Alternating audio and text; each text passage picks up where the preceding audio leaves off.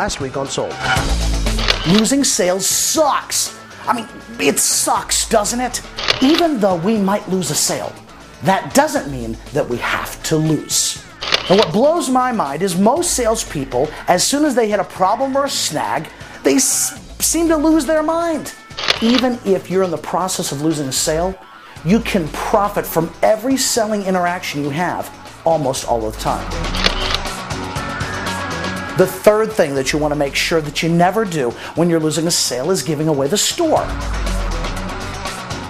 Don't start just dropping your price or giving away concessions just because the customer has told you that they're not going to work with you or they might work with somebody else. But still, the first thing to do when you think you have lost a sale, take a step back, decide if it's worth it, and try to save it. That was last week on Sold. This week starts now.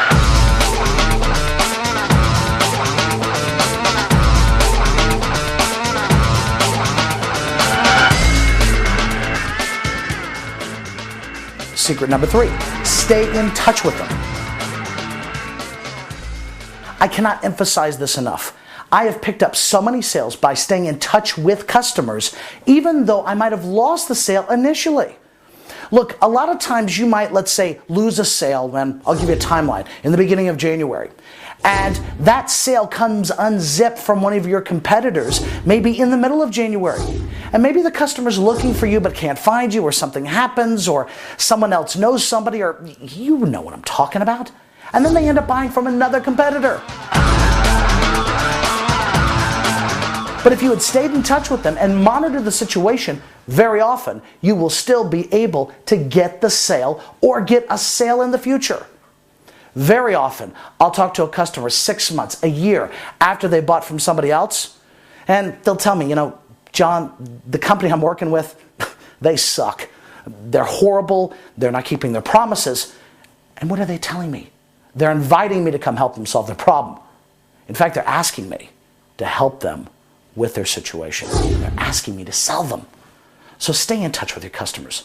Great way not only to maybe get the sale back because somebody screws it up, but also get sales in the future. Secret number 4, thank them. Yeah, I'm serious. Thank them for screwing you and not buying from you. No, think about this for just a moment.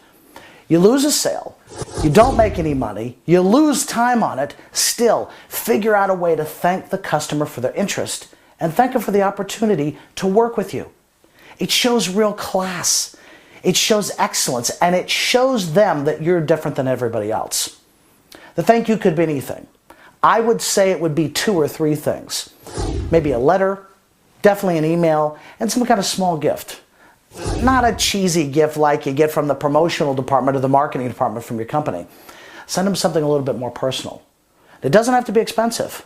What it needs to do is let them know that you really do care about the opportunity to work with them in the future, and you're thankful. That goes a long way. And not only that, it shows people that you're different and you're better than your competition. Secret number 5, ask for a referral. Yes, I'm serious. Ask the customer for a referral even if you lose the sale. Here's my logic with this. Very often, you'll lose a sale for reasons you can't control. It might be somebody inside the company that has a friend that they want the company to buy from. Or it might be some other type of relational situation or a political deal or whatever. Very often, you'll build a relationship with a customer and they really like you. And not only would they like to help you in the future, because you lost the sale, they might even feel a little bit guilty. They might feel a little bit of remorse. And this is a great opportunity for you to say, hey, look, I really, really appreciate the opportunity for us to work together. I understand we can't right now. Do you know anyone else that I might be able to talk to? Could you help me? And if you ask them for help, gosh, in a situation like that, 99.9% of the time, the customer's going to help you out. So ask for the referral. You've got nothing to lose and everything to gain. Secret number 6, move on. That's right, you lost it. I'm sorry, it happens, but guess what? You're not going to do anything now about it. You've already tried. You've done everything you can. Well, it's time to move on.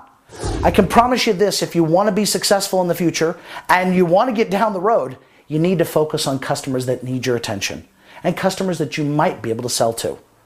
Something I see when salespeople lose a sale, they spend way too much time thinking about what they lost or what they could have done or what could have changed. Look, you do want to analyze the situation, but do it quick and get down the road, because that's where your next success is going to come from. And that's very important you do it as quickly as you can. In summary, just remember that when you lose a sale, it is possible to get it back.